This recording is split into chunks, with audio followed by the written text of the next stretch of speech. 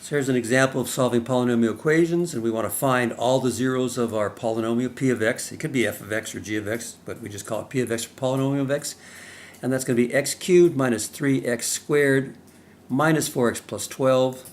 So first of all, how many zeros do we have?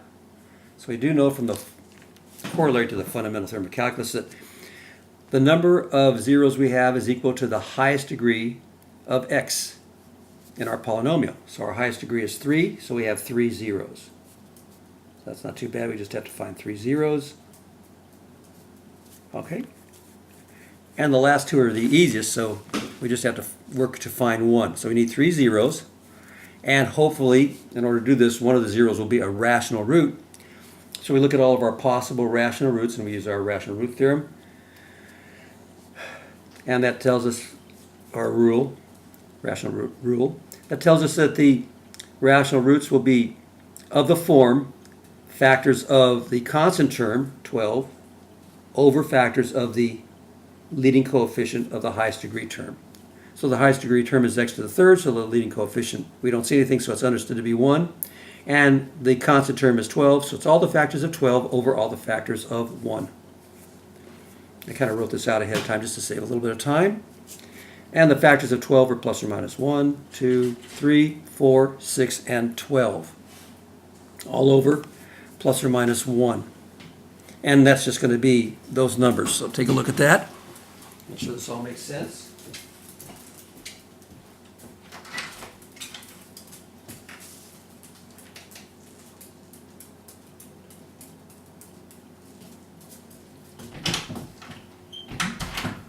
Okay.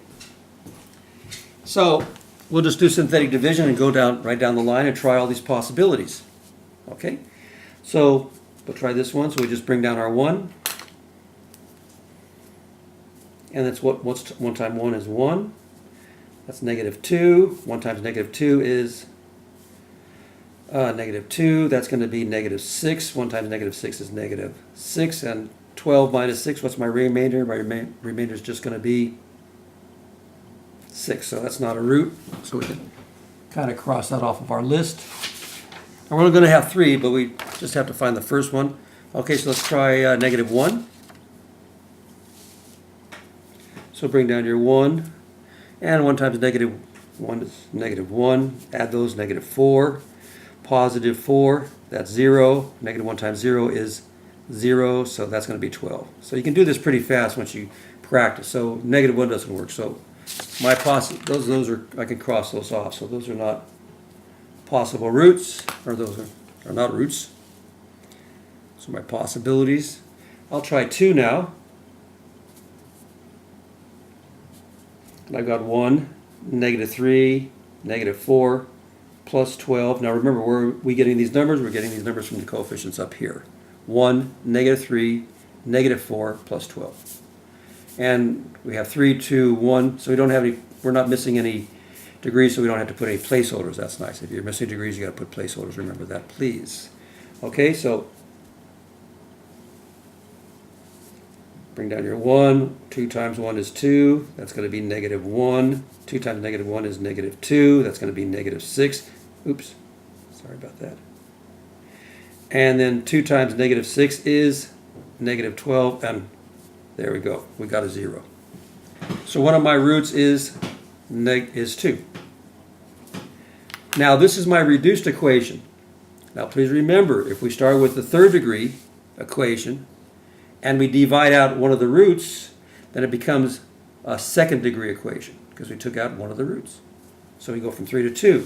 So this is my reduced equation, and this is going to be x squared, x, and constant. So it's going to be 1x squared minus x minus 6. And that's my reduced equation. And now I want to find the zeros of this, and we know how to find the zeros of a quadratic.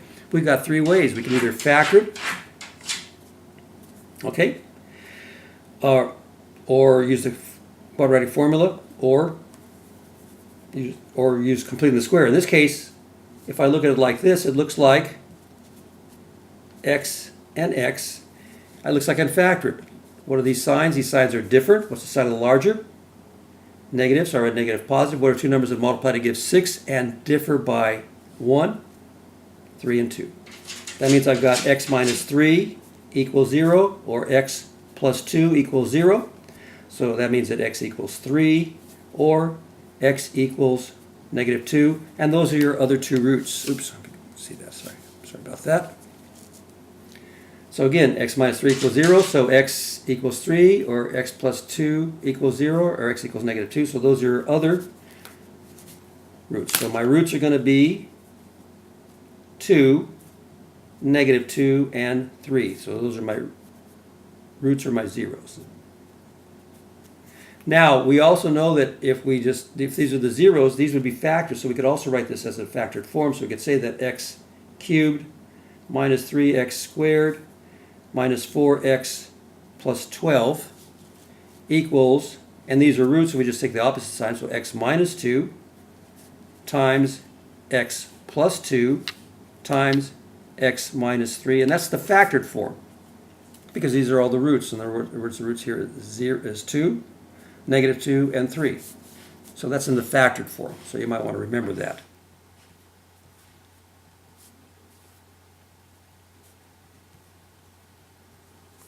So this is my expanded form, this is my factored form. All right? So again, I hope that makes sense.